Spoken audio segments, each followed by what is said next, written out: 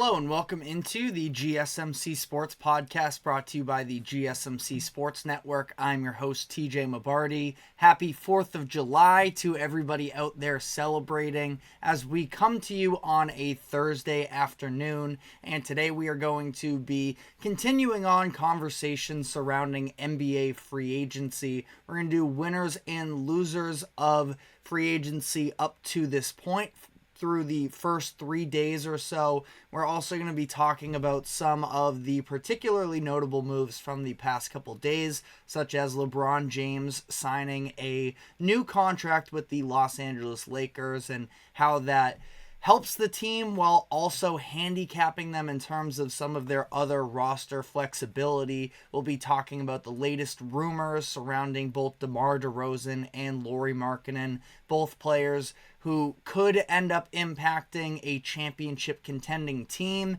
and the latest rumors surrounding that. We are also going to be diving into last NBA offseason and sort of regrading the moves that went down to see how they have aged a year later. And then finally, we do have some MLB All-Star selections to dive into as well, with the starters being announced last night. Reserves, we still have to wait until Sunday, I believe it is, but we're going to at least react to the first set of selections. But before we dive into everything here, just a reminder to like, follow, subscribe wherever you keep up with us. To any of our viewers, be sure to use the comment section to help make the show as interactive as possible. And if you would consider leaving a tip or donation, you can use the link that is streaming across the bottom ticker, gsmcspodcast.net. You can also leave a comment in there as well if you would like. Anything would be greatly appreciated there.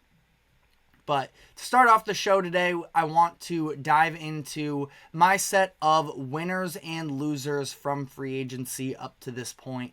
Now, there are still a number of moves to be made for these teams, so nothing here is permanent, but I do think that there are some clear teams that have benefited from the beginning of free agency and those that are falling behind a little bit. So the number one winner I want to give credit to is the Cleveland Cavaliers, where the fact that they got this Donovan Mitchell extension done is just a massive deal for the franchise, considering the fact that for the past couple years, ever since they traded for Mitchell, you've had members of the national media sort of clamoring for Mitchell going to one of these bigger market cities, such as Los Angeles, New York, Miami, and it seemed like all of the underlying rumors that were flying around regarding Mitchell was that he wasn't going to re-sign in Cleveland, and that was going to lead to a little bit of a messy offseason. Now, I still don't think it's necessarily,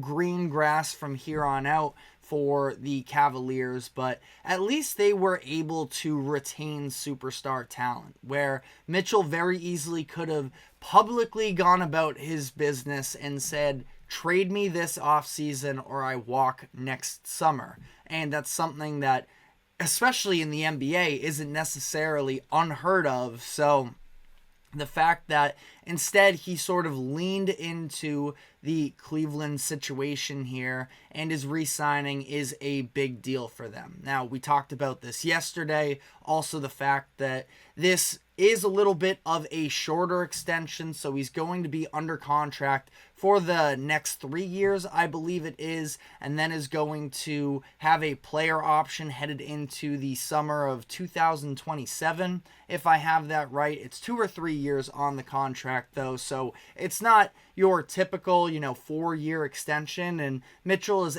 going to opt out of his player option when that comes around, because at that point, he is going to have 10 years of service time in the NBA, and he's going to be eligible for a massive extension. We looked at it yesterday. I believe it's going to be $380 million over the course of 5 years, so we're looking at $76 million per year annually.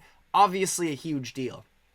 And Mitchell's going to want to cash out on that. Seems like the Cavaliers were sort of in step with him in terms of setting up this most recent contract extension to get him to that max contract, the super max, as soon as possible. So, both the parties are aligned here. There's still some questions in terms of what the future of this team looks like with Mitchell, Garland, Mobley, and Allen, but this is a big win for them, and it doesn't help, or I should say it does help that along the way, some of these other teams sort of fell out of the picture. Brooklyn decided to blow up their team, in part with the Mikal Bridges trade to New York that ultimately kind of eliminated him too. I don't know if the fit between Brunson and Mitchell ever really made sense, but that obviously closed the door there. Lakers didn't have the money to make it happen, so ultimately, again, I don't think that everything is answered for the Cavaliers, but this is a big-time win for them.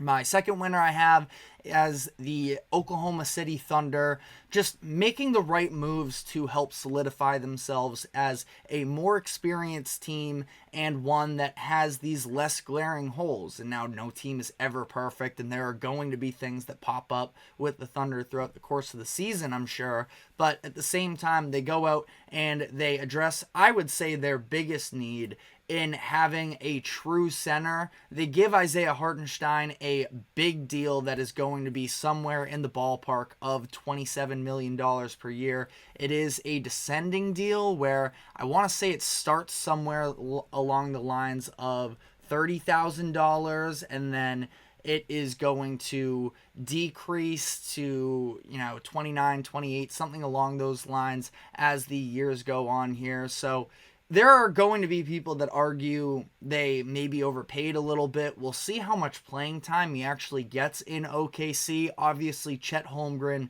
is going to be the featured center for them, but Hartenstein just provides at least a wild card for them to play, especially when they go up against some of the bigs in the Western Conference, talking about Nikola Jokic, the size of the Minnesota Timberwolves with Karl Anthony Towns and Rudy Gobert, even the Lakers, if you want to throw them into the conversation with Anthony Davis, LeBron James, not a traditional big, of course, but somebody that I think would have sort of run through that OKC defense into the paint last year. And now they at least have an option in there in Hartenstein, and I think he's going to fit in decently well into their offensive scheme as well.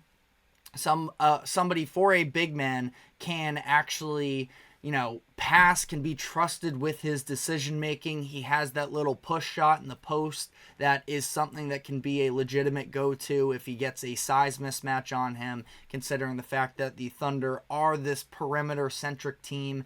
Having a little bit of a traditional, banging down in the post big is not a bad thing for them, no matter what. And I know it's not technically free agency, but they did also make the trade of Alex Caruso in exchange for Josh Giddey, which I love on their behalf, talking about adding a perimeter defense player. They have plenty of those, I feel like, when you look up and down this OKC roster, but somebody with a little bit more experience, Caruso, in comparison to this young core in OKC, and I think he's going to fit into exactly what they are trying to do on both ends of the floor, especially coming off of a career best offensive season as well. Some reliability with that three-point shot that I think is going to slide very well into the system that's already in place for the Thunder. So I'm a fan of that as well. I consider the Thunder to be winners. I also have the Philadelphia 76ers, and we've talked about it earlier this week. There is some concern about potentially how this contract to Paul George is going to age by year 4. I've mentioned the fact that, as long as he can stay on the court, and he's coming off of a season where he was a little bit more incentivized because of this 65-game rule in terms of, in order to be eligible for All-NBAs and such, that we saw across the league more stars playing in these games, and we'll see what happens with Paul George in terms of how his body holds up, but I think as long as he's on the court, his game is going to age pretty well, and that he's going to be paid a lot by the end, no doubt about it. but can be somebody that fits very seamlessly in with Joel Embiid and Tyrese Maxey. They have a player at every level that can get to their shots, can be a force. Now, again, you worry a little bit about how, I think especially defensively, Paul George continues to hold up, and they don't really have a perimeter stopper, I would argue Philadelphia does, but they're a winner in this situation because of the fact that if they didn't land Paul George, they would have been really stuck in a little bit of no man's land.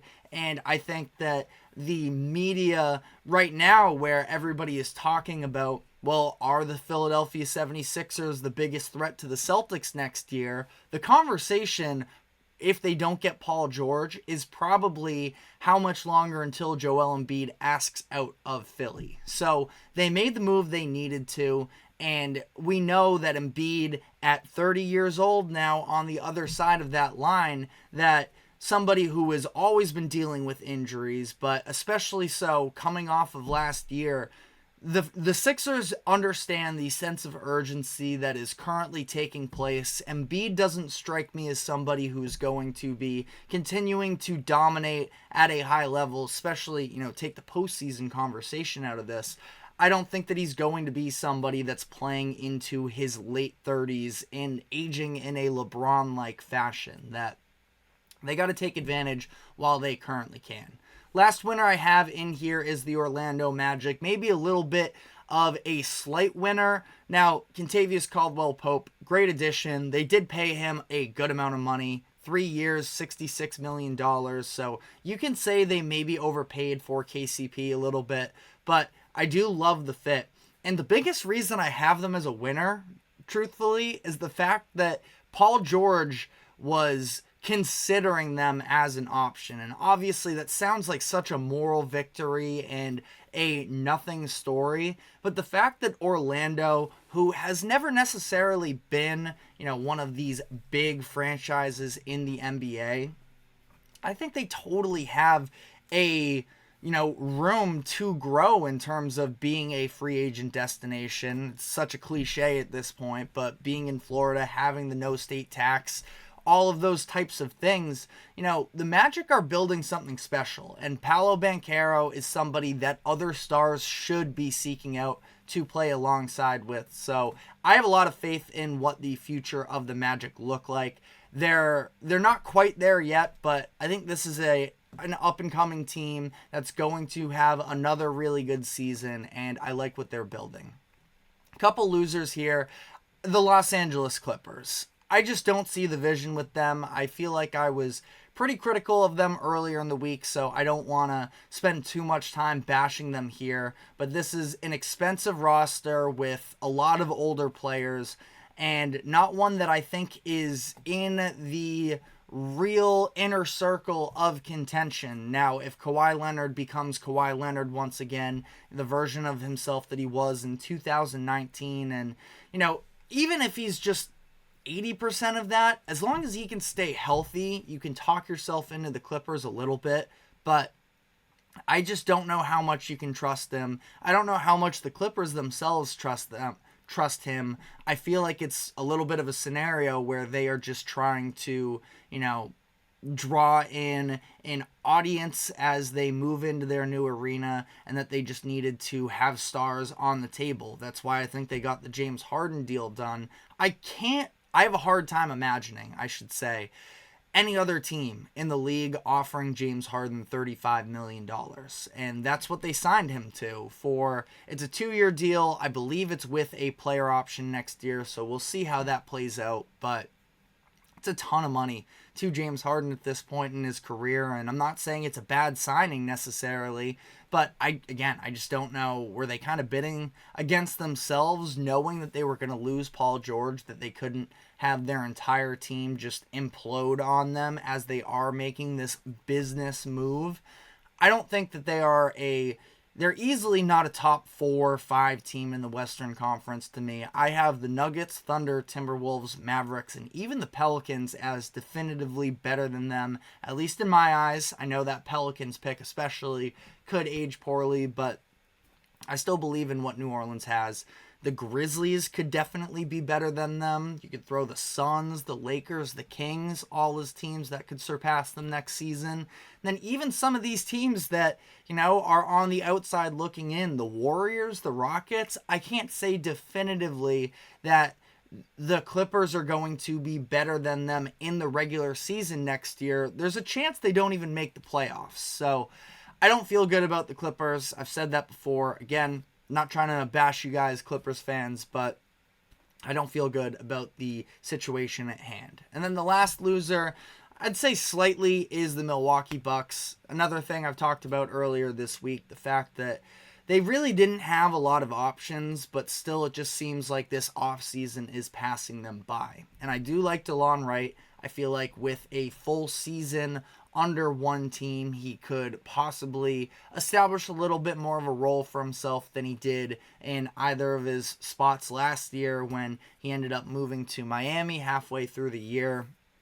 I think he's a good player. I think he's just a reliable pro and that he is going to have some type of a role with Milwaukee. Now it's just going to be a matter of what the Bucks choose to do with their current players that they are yet to re-sign, Jay Crowder, Patrick Beverley, and Malik Beasley. But we'll see what they do on that. That could definitely sway my opinion as well. But that is all I have here for winners and losers. Again, I don't like to... There are a bunch of teams like the Warriors and the Lakers where they get a lot of attention, but I don't know if there was anything else they could have done. And that is in large part because of some of the expensive contracts that are on the books, and we see these teams approaching the second luxury tax, and the Lakers actually just officially went over that second apron in the luxury tax because they just signed LeBron James to a new contract extension. So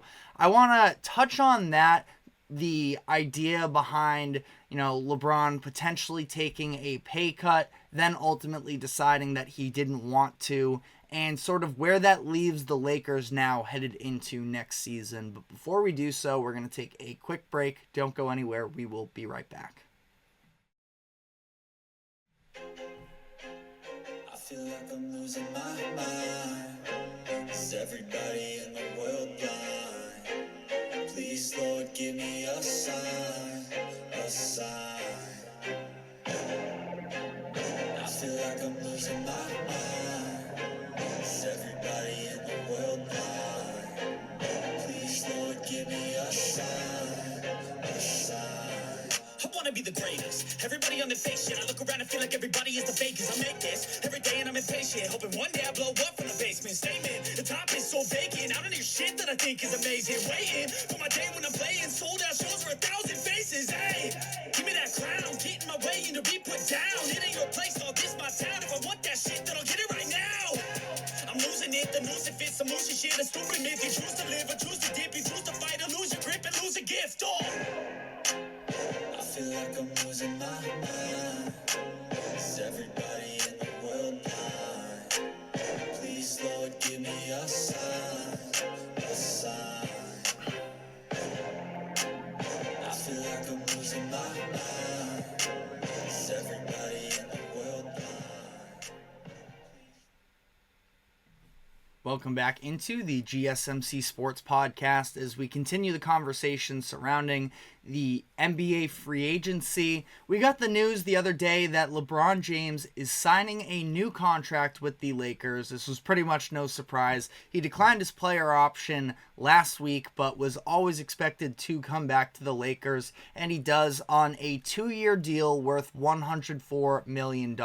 Now, this includes a no-trade clause. Actually, funny enough, it's being thrown around there a little bit. One of 2 contracts in the NBA with a no-trade clause. Him and Bradley Beal. So kind of an obscure little grouping there, but no trade clause on the deal, and he also added a player option for next season, which doesn't surprise me. I know some people were because there was a 3-year max contract that he was eligible for, but at this point, it sounds like, to me at least, the reporting has been that LeBron is going to try and sort of go back to the his old ways almost in terms of contract negotiations and do these types of 1+1 contracts where he gives himself an out with a player option in the following offseason if he chooses to do so. And it's a strategy that is probably a little bit risky for the average NBA player, but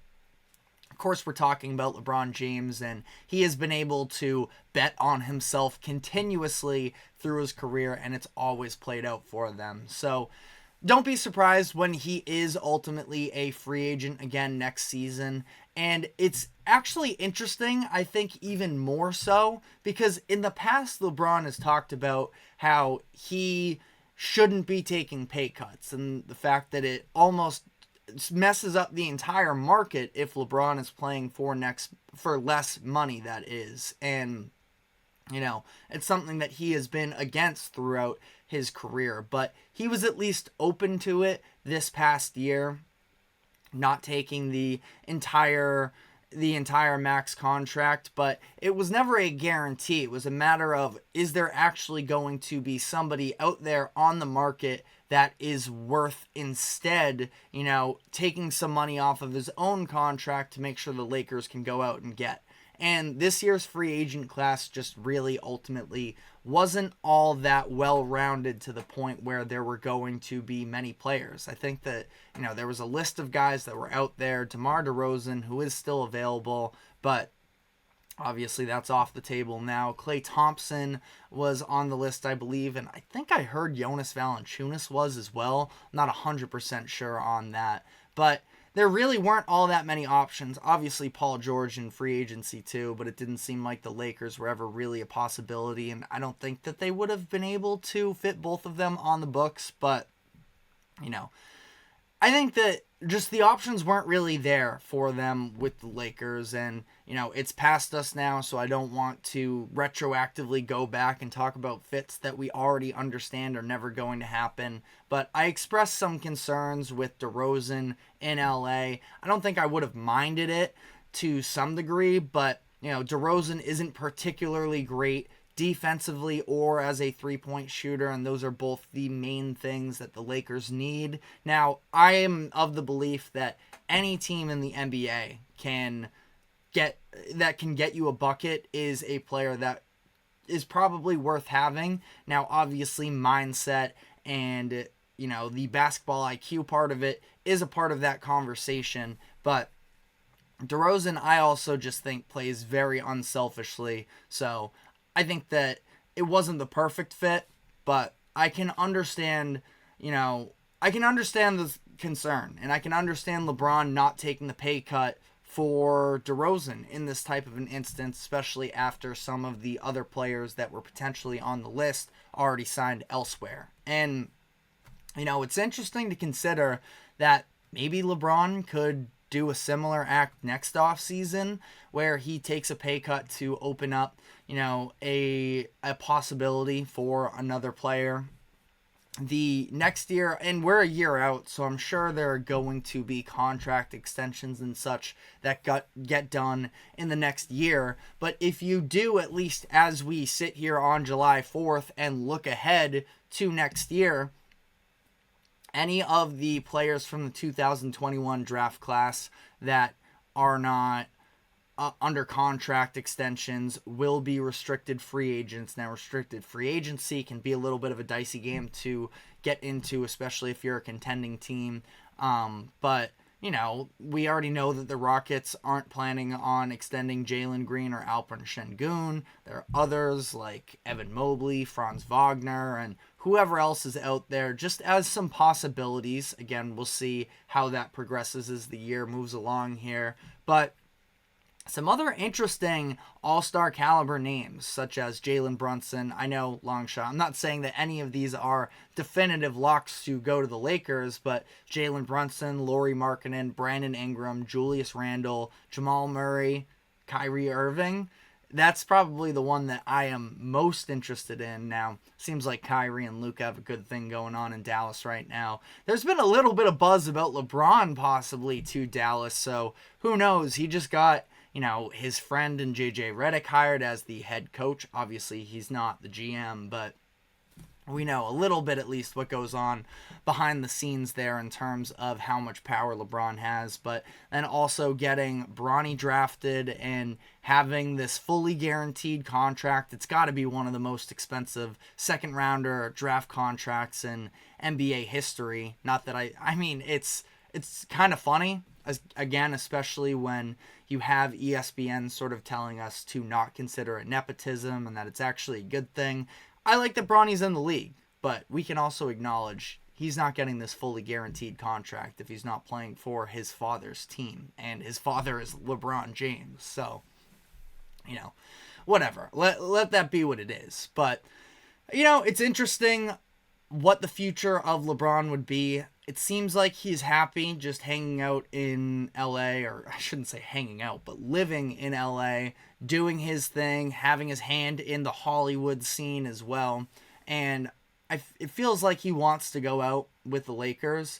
Now, again, we'll see what happens there, but that's probably where I would put it at right now. But again, a lot of things that can take place over the course of a year. But I really don't think that LeBron should receive any criticism about not taking this pay cut. That was an idea that he floated out there, understanding obviously how much attention that would be getting, and that now the fact that he doesn't, I don't think that can be held against him by any means. But it is interesting the fact that this new deal of his puts the Lakers just about $1 million over that second luxury tax apron. And that's where there should maybe be some reconsideration, considering all of the other restrictions it puts on the Lakers in terms of their roster flexibility. You talk about they can't pick up any buyout players. The trades become much more complicated. You can't aggregate contracts of smaller salary numbers to go out and get one bigger one. And I think it's almost maybe just a little bit important, especially for LeBron, who obviously one of the greatest players of all time, but has also been pretty vocal at times throughout his career about his discontent for the job that his teams have done in terms of putting adequate talent around him. With LeBron taking this deal, it removes a lot of possibilities for them, and there really isn't, in this new era of the current collective bargaining agreement, there isn't just this figure it out mentality, because they're just restricted in so many ways that it puts the Lakers in a tough position. And ultimately, I've said this before, I do think that because it's the Lakers, and it's LeBron James, that we have this expectation of they should be doing everything in their power to win. Yes, while I agree with that, I really don't think they are that close to still contending. And, this should be a playoff team that can win around, maybe. I mean, we just saw them make the Western Conference Finals a couple years ago. And I would like to think that they have made some roster improvements since then. Now, we'll see, Gabe Vincent, obviously, last year was a non-factor because of all the injuries he was dealing with. But hopefully getting a full year of him can be worth something from the three-point line, as the Lakers really struggled shooting last season. They lost Jared Vanderbilt about halfway through the year. I want to say it was during that Celtics game when LeBron and Anthony Davis were out. This was right around the trade deadline, and he is, their premier perimeter defender, that they lost him as well.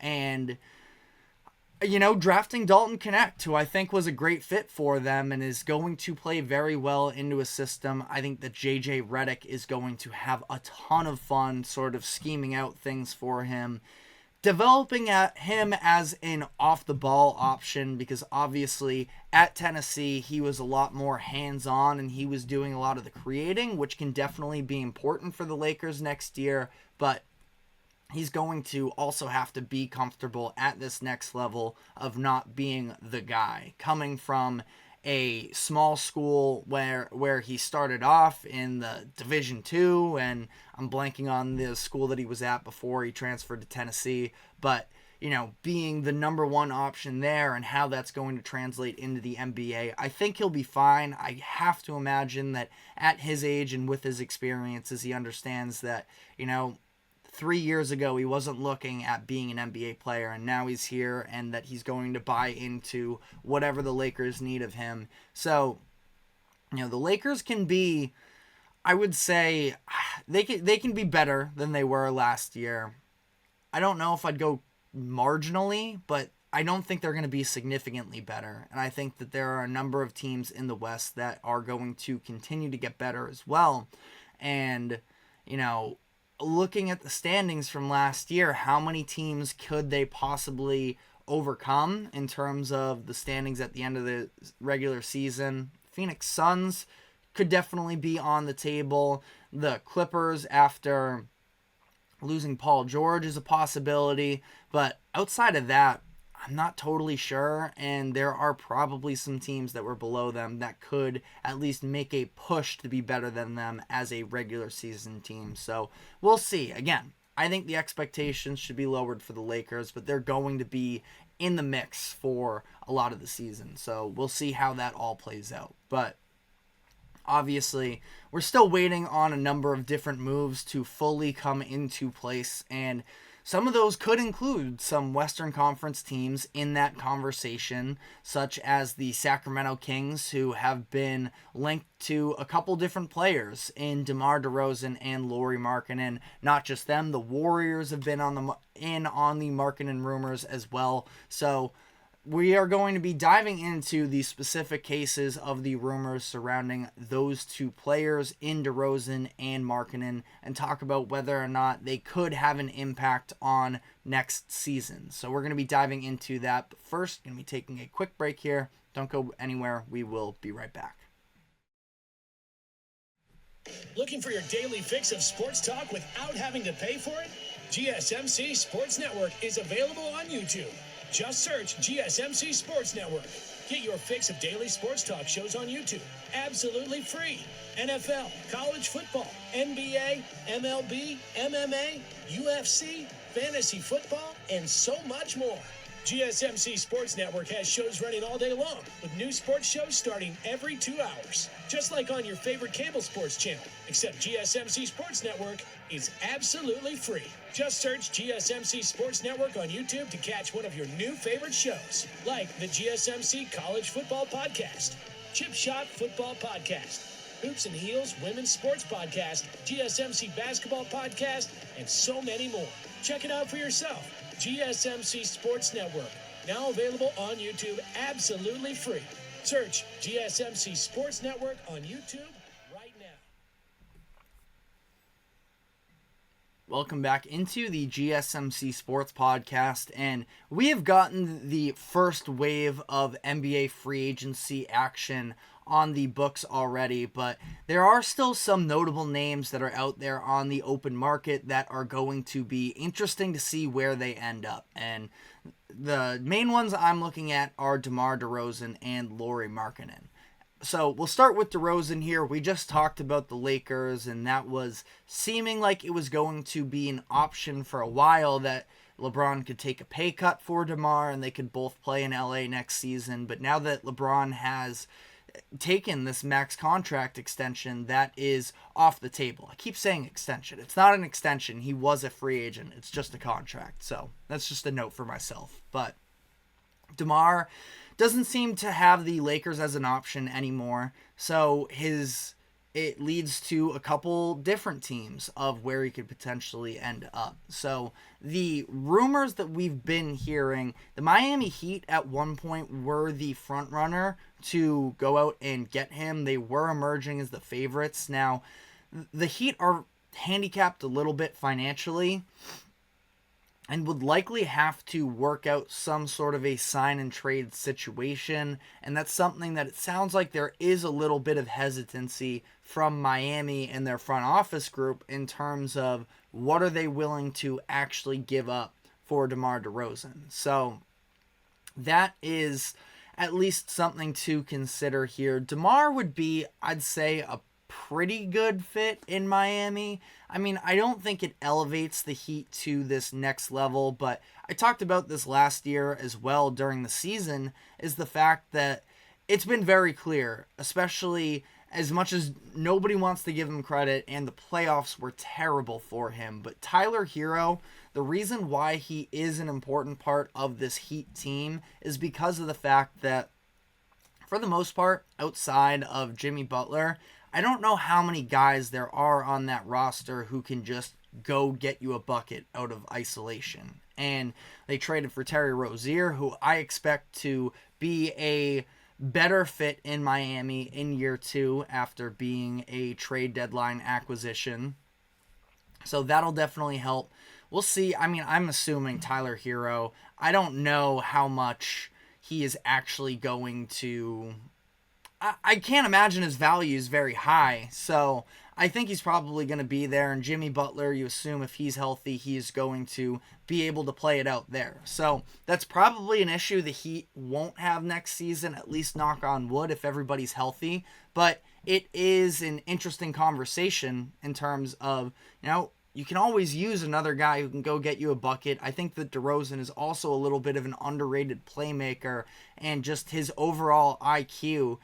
I saw it last year with Chicago. I thought he became a pretty good mentor. At least, I'm not in the building or anything, but you look at some of these close games where it seemed like the Bulls were at the top of the league. I don't have the numbers in front of me right now, but they were at the top of the league in terms of clutch games played. And in large part, it was because DeRozan was just keeping this pretty, I wouldn't even say mediocre. I'd say his subpar Bulls team kind of in these types of games. And, the Heat wouldn't be worse off with DeRozan, but again, if you have to move all of these pieces for him, I do have a little bit more concerns. And it's kind of a similar situation for the Sacramento Kings, who are also a stealth candidate according to Zach Lowe of ESPN, and what he could possibly provide for the Kings, who missed the playoffs last year, were a first-round exit in 2023, and you feel pretty good about their core in terms of, you're also looking at the Kings, who had previously, before that 2023 playoff berth, had the longest playoff drought in the NBA, and it's great to see them back into a form of relevancy, but the Western Conference is extremely deep, and it could definitely be difficult for the Kings to overcome some of the teams that are ahead of them. And I do think that, on any given day, DeMar DeRozan does make them better. I actually do really like the fit of him in Sacramento. The issue is that they are over the salary cap currently, and they would also have to pull off a sign and trade to make this work. Now, there have been reports, at least, that the Kings have been a little bit more willing to maybe make some moves.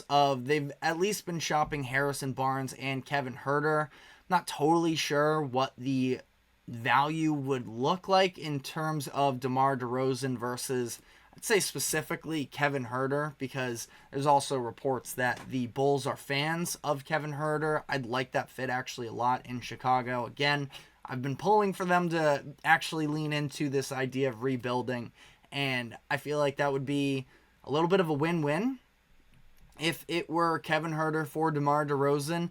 Again, I'm not exactly sure what that would look like in terms of the value of these assets. It's a better but older DeMar DeRozan versus a 25-year-old Kevin Huerter who doesn't have superstar potential, but, is a young player at 25 years old and is going to continue to be better and be in the league for a while. So I'd say that overall they're pretty comparable. Maybe some second-round picks are swapped along the way, but I think that's the framework of a trade that could be a win-win for everybody involved. And I that's kind of where I'm hoping that we see a move like that. There is still the possibility of him going back to the Bulls. Now, it sounds like the trade that they made of Alex Caruso for Josh Giddey is something that kind of told DeRozan the direction that they felt like they were headed, or at least that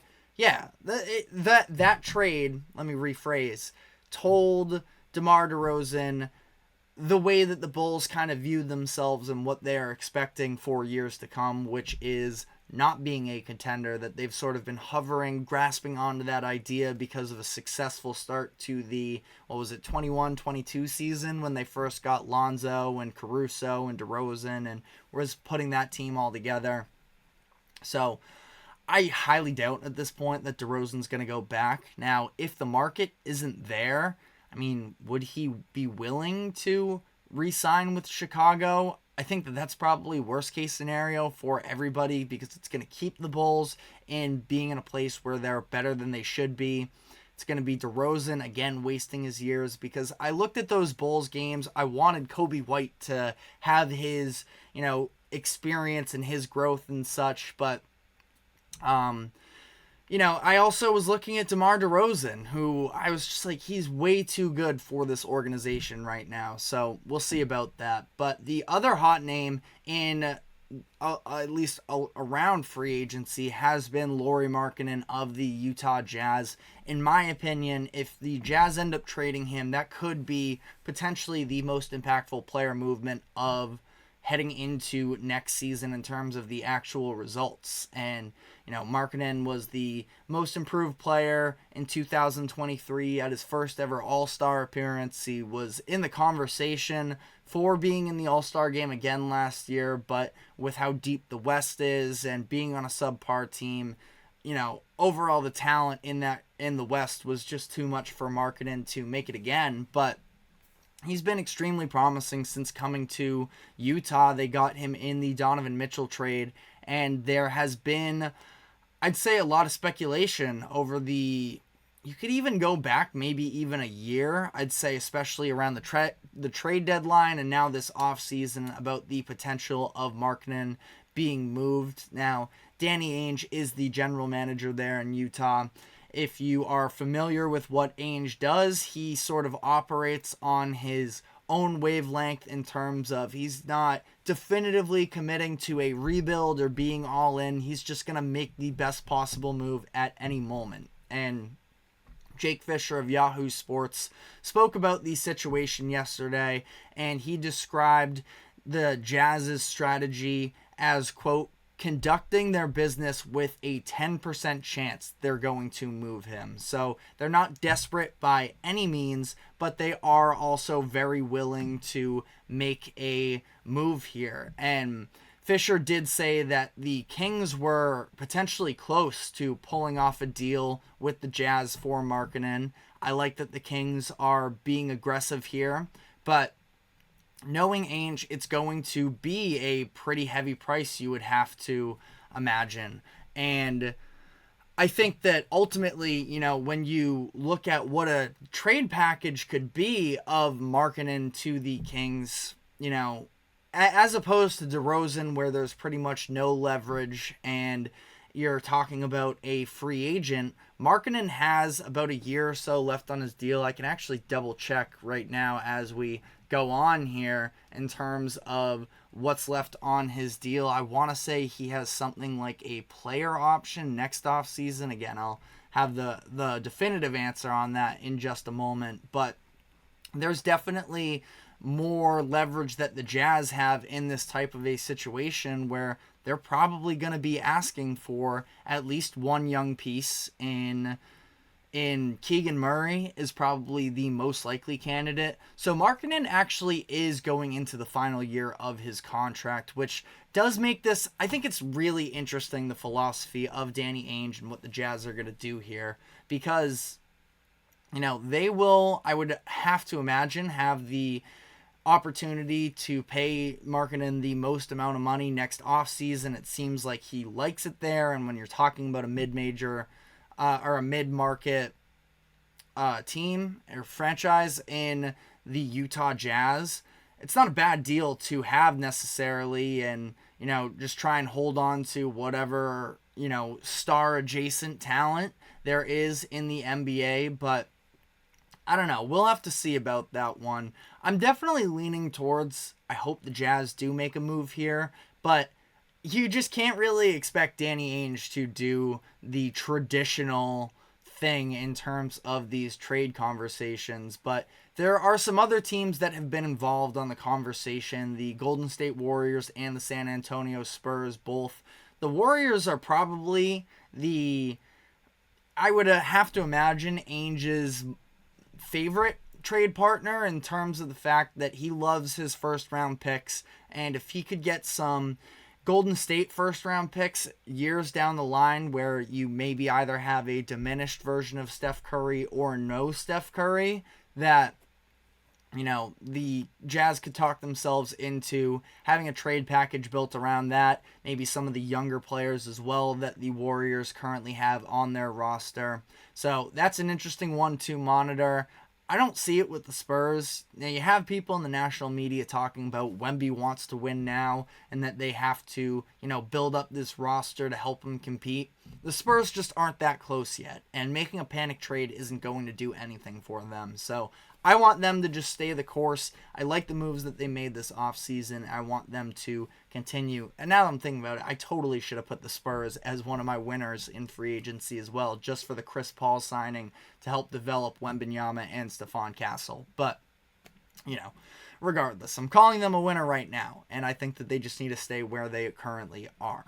And I'm not sure how this plays out. Ainge isn't going to move him if he doesn't have a deal that he thinks is great for the Jazz. So we'll see. Again, even if Lauri is under contract long-term with the Jazz, he really doesn't fit in with a timeline of when the Jazz would be ready. But again, like I've reiterated a couple times here, Danny Ainge isn't really one for the structure of timelines anyways. So let me know what you think in the comment section. I especially think the Markkanen deal and this saga that's going on is particularly interesting. So we will continue to give you updates on that, but what I want to do now is actually go back at the 2023 offseason and sort of regrade the moves that went down, because there were a couple big time splashes. Of course, Damian Lillard to the Bucks, Drew Holiday to the Celtics. So all of that I want to dive into and look at it from the perspectives of all teams involved. So we're going to be diving into all of that, but first, have to take a quick break. Don't go anywhere. We will be right back.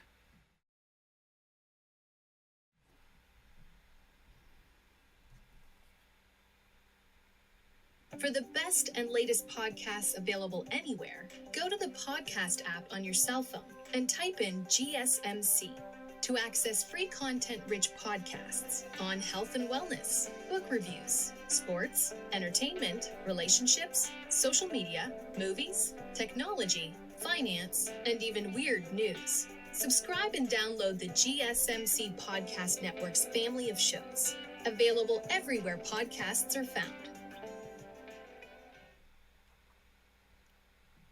Welcome back into the GSMC Sports Podcast, as we're now going to look back at the 2023 NBA offseason, sort of review it 1 year removed, and talk about how teams did in some of the big moves that were made. And of course, the blockbuster deal of the summer was the Milwaukee Bucks acquiring Damian Lillard. So details of this trade: it was a 3-teamer. It was the Bucks getting Damian Lillard, the Trailblazers getting Drew Holiday, DeAndre Ayton, Toumani Camara, a 2029 unprotected first-round pick, swaps in 2028 and 2030, and the Suns getting Yusuf Nurkic, Grayson Allen, Nasir Little, and Keon Johnson.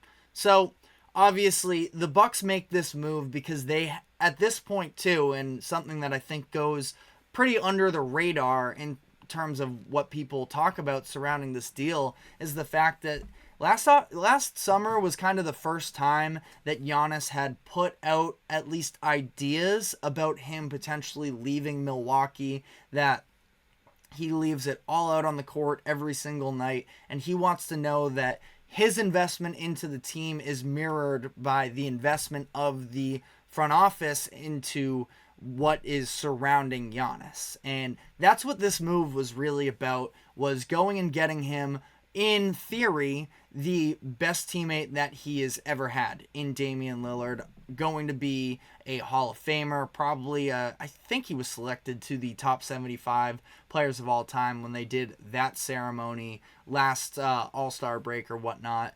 But I think that, again, there was a little bit more politics involved in the deal than people really realized, I think, now a year removed. But that is an important perspective to take into consideration with this deal. But I want to touch on the Blazers and the Suns real quick here. So for the Trailblazers, I really like this deal. And I know it doesn't sound like a ton of return in the moment, but they were able to then flip Drew Holiday into a trade with the Celtics that we'll be getting into briefly. And then that deal additionally brought in some other futures. So I think by the end of the Drew,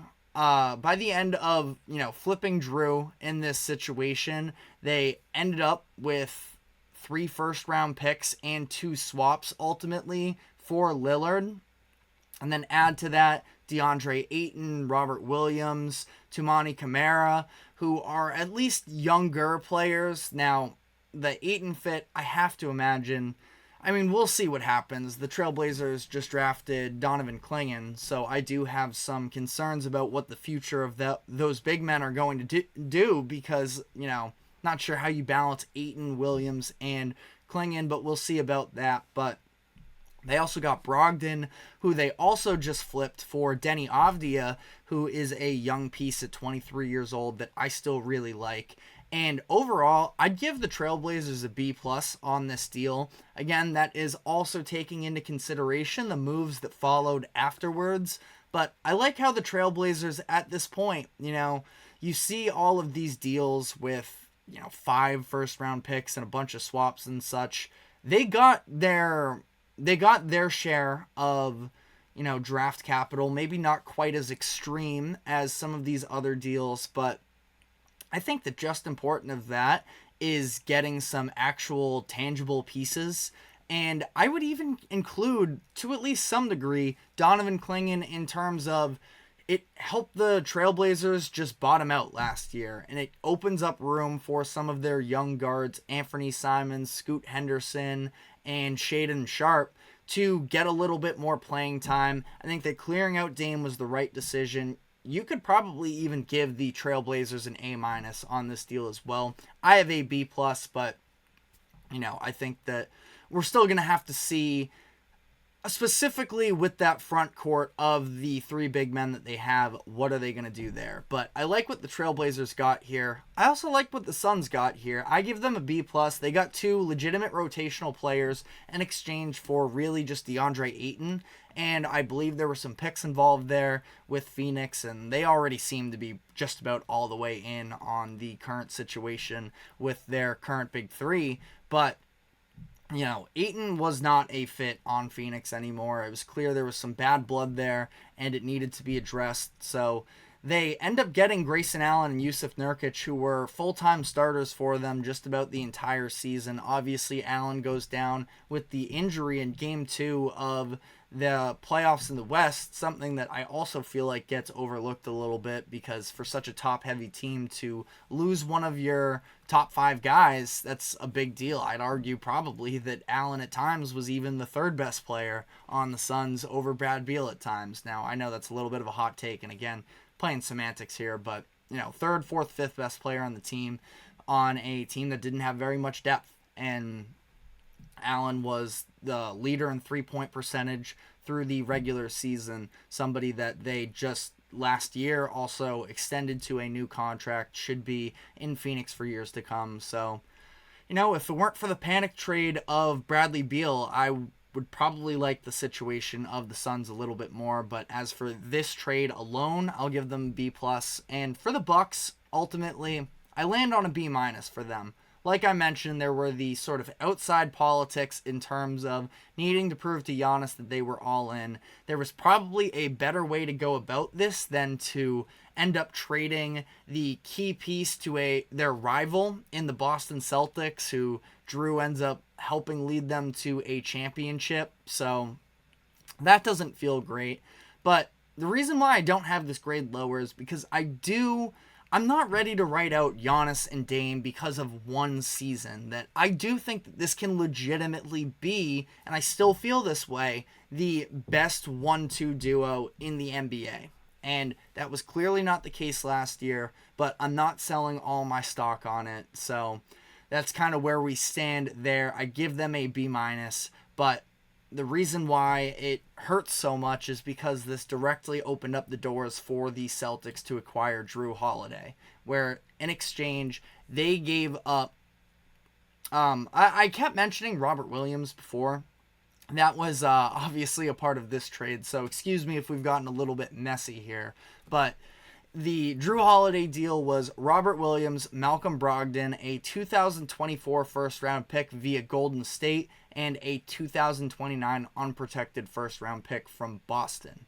I give the Trailblazers an A- on this. If injuries weren't a thing, I'd feel very good about the long-term upside of Robert Williams. He was, in my opinion, going to win Defensive Player of the Year in 2022, the year that Marcus Smart won it, but he ended up going down with that meniscus injury towards the end of the season that opened it up for Marcus Smart. That Celtics team was just so dominant defensively, and they were going to reward someone. I thought Rob Williams was the most impactful defensive player on that Celtics team that year. But again, injuries are a thing. Rob missed just about all of last season, so there is definitely concern there.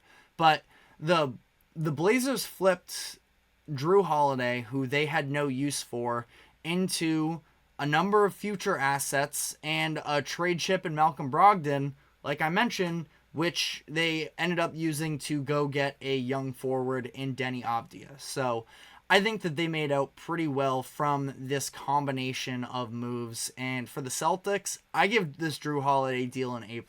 Now, it was really a no-brainer for me. Giving up, Rob, who was very beloved in Boston, Malcolm Brogdon, who has injury history, and I still do think can be a productive player, but there is something to be said for going back to college. He's been struggling with injuries.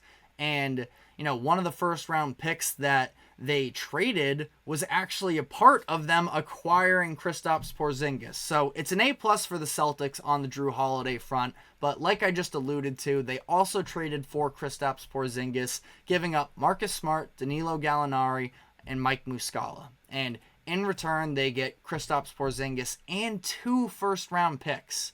The Golden State one that they used to be a part of the Jrue Holiday trade, and then the number 25 pick, which they traded down, acquired a bunch of future second-round picks as well. But the fact that they got first-round picks out of this Porzingis deal speaks to Brad Stevens and the job that he has done since taking over the front office as the general manager, president of basketball operations, whatever his official title is. But since taking over that in Boston, he has been tremendous. I give the Celtics an A for this one. The reason why I don't, you could even make an argument for A-, because the difference is this particular move did also include them having to re-sign Porzingis long-term, which I'm not totally opposed to, but there is the injury concern. He missed the majority of this year's playoffs, so, when you win a championship, hard to criticize anything, and Porzingis is an excellent player, but that is probably the concern with it, is the health and whether or not he's going to hold up long-term on the deal that they eventually had to sign him to in order to talk him into this deal. So I have an A for him there. And the last move I want to dive into is the Wizards trading Bradley Beal to the Phoenix Suns. Ultimately, the Wizards don't get all that much in return. They get a bunch of second-round picks from Phoenix. They get some pick swaps in there as well.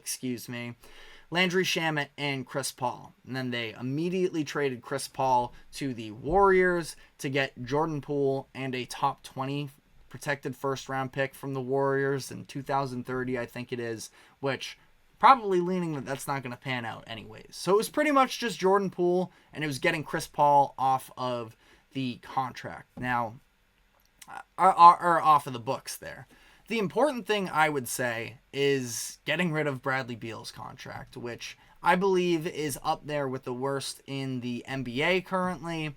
I thought it was crazy of them to sign him to that in the first place, especially considering the fact that they did so the offseason headed into the 2022-23 season, where for a year at that point all we were hearing about was the sweepstakes for Victor Wembanyama and how great he was going to be. Now sure, a year ahead we weren't exactly sure how definitive it was going to be, but it's pretty clear that that was, worth trying to get in on, and the Wizards waited until this year where there was pretty much no superstar potential in the draft for tanking. But you know what, they pick up Jordan Poole on his expensive contract. They're probably just going to play it out there. He'll probably, no offense, but he will probably help them tank a little bit these upcoming years. But we'll see. The Wizards at least picked a direction. Ultimately, I feel like for them, I give them a B+.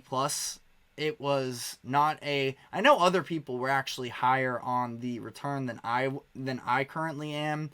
Again, it's just about correcting the mistake that they had already made of giving Beal that type of a contract, especially with a no trade clause that if it wasn't for this deal, I don't know what else would have been out there for them.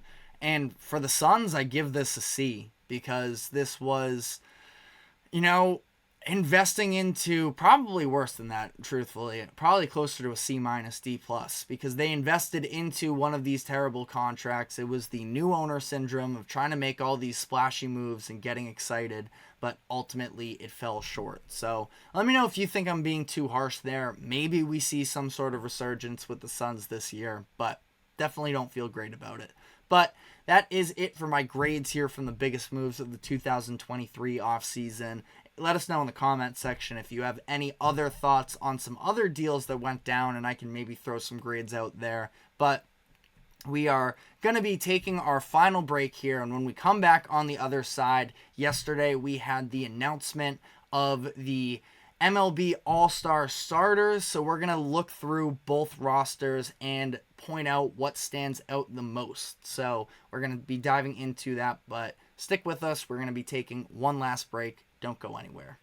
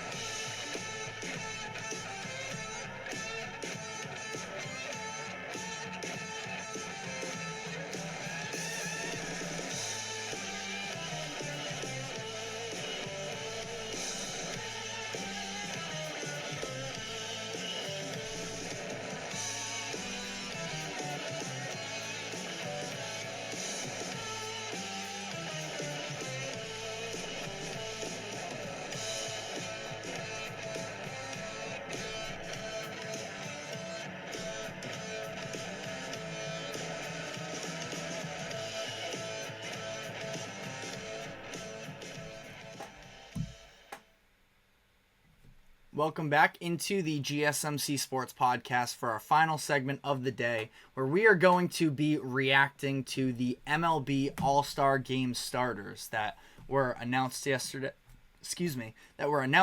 night. There was a selection show, so we're going to look through both conferences and talk about the starters. Now, the All-Star Game is going to be taking place in Arlington, Texas this year, and we're going to have not very much representation from the home team, at least as the first set of starters come out, but we'll just run through it here. Playing catcher is Adley Rutschman. It was coming down between him and Salvador Perez, and Rutschman, who was just been a star ever since he came up in Baltimore. He ends up getting his first ever starting selection. Now, I love me some Salvi Perez, and he's been having an incredible bounce-back season that deserves a ton of love. He has to be in the All-Star game, I'd have to imagine, but one thing that you're also going to see is a lot of love for the Baltimore representatives. The fans did an incredible job voting for their players. Now, quick tangent is the fact that I do feel like they probably need to, change up the way that they do.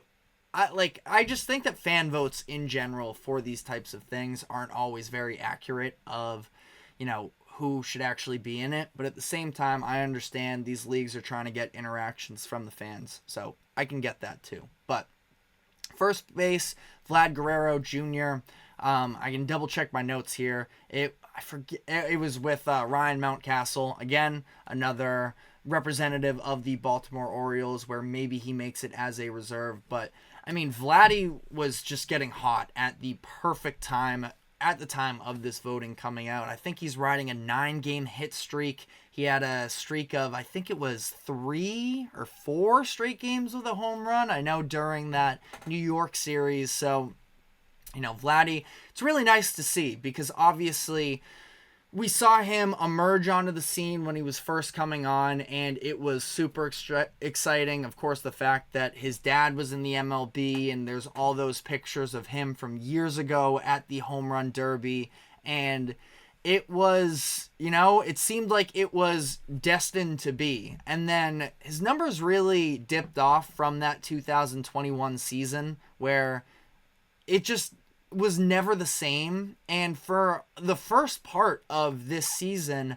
I would say that, again, it was kind of another one of those situations where we really weren't getting the best version of Vladdy, and it seemed like this is kind of what he was settling into. Now, I wouldn't say that he was bad to start the year by any means, but to see him now at least popping in this recent stretch, his batting average is up to 297, on base percentage up to 375. Those are both the best marks they've been since he was runner-up in the AL MVP voting in 2021. And, we see him crushing homers again. It's just, I think it's a lot more fun when we see Vladdy playing his best, and that is where it's currently at. Second baseman, Jose Altuve. I believe this is going to be his 8th selection, 9th possibly. And, he's kind of inevitable, where Altuve, even during this bad Houston Astros season, and of course I say bad, but just like that you look up and it was really bad, but they are 44-42 now. So, the panic button was definitely being pressed by some for a lot of the year, and Altuve has just been the consistent leader that he has been through the entirety of his duration in Houston, and he makes it over Marcus Semien, who was the one finalist from the Texas Rangers. Ultimately, he'll probably be a reserve, but I think well-deserved for Altuve. Shortstop is Gunnar Henderson, and this one hurt me a little bit because I am a very big fan of Bobby Witt Jr., but even with that being said, I don't think that you can definitively say that Witt was robbed and that, I don't know, if maybe it's probably, Gunnar Henderson probably deserved it, is what I'm getting at. But I think it speaks to the depth of the position, the fact that we have Henderson and Witt. Witt cannot be, overlooked for what he has been doing for a Royals team that seemed like, at least last season, especially when he was making a name for himself, it seemed like he was he was just kind of stuck with the Royals, and he was their really only contributing piece. And the Royals have had a pretty good year at 48-40, and they've done so in large part due to the top part of their lineup, with the really led by Bobby Witt Jr., of course, and Salvi Perez definitely deserves credit in that as well. But I think that ultimately, Henderson being top 3 in the American League for home runs and OPS, I think it's hard to root against that. But again, I think that it is more of a statement than anything on the future of the position, and that we are in a pretty good position moving forward. Third base, it was always Jose Ramirez. Somebody who just does not get the respect I feel like he deserves across the league. And I think it's the Cleveland market, because I sort of have the same sentiments to the other Cleveland representative. We'll just I guess, briefly hop up there as well, is Steven Kwan, as the Guardians have been tremendous this year, 53-31, and both of these players deserve a ton of love. Jose Ramirez has deserved this love for a while. Also seeing Kwan elevate his game to the way that he has been tremendous to see as well. But I guess while we're on the note of the outfield, we can round it out with Aaron Judge and Juan Soto. Really no-brainers there. Outside of just the New York bias, they absolutely deserve it. But I think that it is a little bit of a statement on Kwan being in, the conversation with these two the biggest market outfielders, and the fact that he carved out a name for himself, I think is awesome. But last position here, designated hitter, it is Yordan Alvarez, maybe my favorite player in baseball, and I think that this is his first time starting now that Shohei Ohtani, or at least been selected as the starter, now that Shohei Ohtani is out of the American League. He edges out Ryan O'Hearn. Again, a lot of representatives in the conversation here for Baltimore. So it was Westberg, who I didn't mention. He was the runner-up behind Ramirez. It was Westberg, O'Hearn, and Mountcastle were three finalists that didn't make it. So we'll see how many of them end up making it as reserves. So we will see about that. But running through the National League here as well, at catcher, William Contreras of the Milwaukee Brewers. You have Bryce Harper making his first ever All-Star game as a first baseman, which is interesting. We're going to dive into the conversation a little bit about how different the outfield currently looks now than in usual years, but definitely substantial there of Harper being able to carve out this role for himself at first base. Second base, Ketel Marte of the Arizona Diamondbacks. Third base, Alec Boehm of the Philadelphia Phillies. A lot of Phillies representation too, you will see as we move on here. And Boehm is definitely a feel-good story, the way that he was able to sort of overcome, I wouldn't even say it was odds necessarily, in terms of, he was a very well-known prospect coming into the league, but had his ups and downs along the way, and now he is the starter here, so you have to feel good about that. My biggest issue of the All-Star starters this year, shortstop, is Trey Turner. Again, Phillies representation. Obviously, the Philly fans do a tremendous job in terms of the outcomes of these fan voting situations, but I have no idea how he got it over Mookie Betts other than just the love that he gets from Philly, because I don't see any argument where, sure, I guess Mookie, maybe it's the recognition of he's not usually a shortstop, so you don't think to put him in there, but for everything that Mookie has done, adjusting to this position and being the best contributing offensive, Gunnar Henderson would probably like to have a word, but, one of the top contributing offensive shortstops in the game, being able to hold his own defensively as well, where he's, been a Gold Glover for the entirety of his career. In the outfield, he played second base last year for LA. Now he's playing shortstop. He was the front runner in MVP until he ended up getting hurt, and I know that that's another very big part of this conversation as to why he eventually is not going to be the starter here, and he's not even going to play in the game. So ultimately, it's something that I understand, I don't need to overreact about, but Trey Turner's only played 47 games this year, so it's not like he is the definition of health versus Mookie, who's currently dealing with an injury. Mookie's played 72 games. So that's a difference of, quick math, 25 games.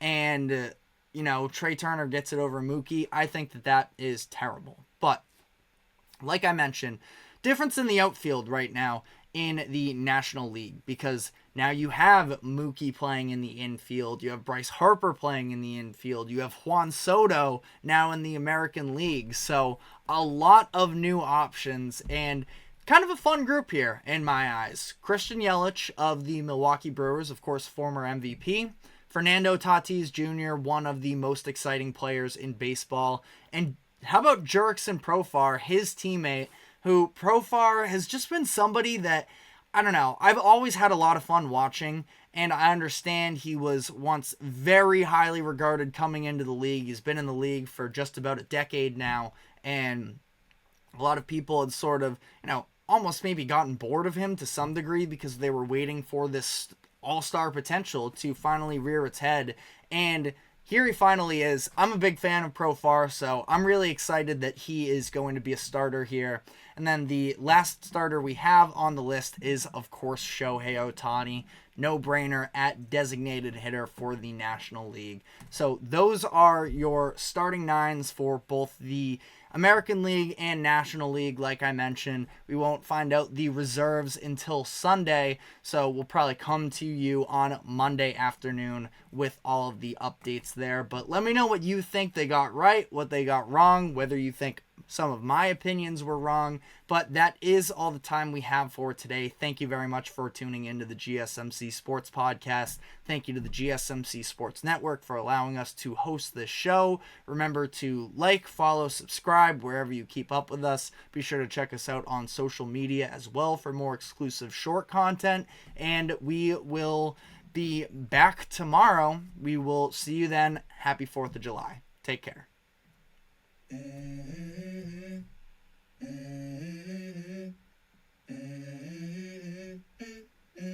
Let's go. I wake up to a little bit of drool on my pillow, feel like it's gonna be a bad day. Yeah, I'm tired of shit, and the coffee ain't hit yet. Damn, ain't that great.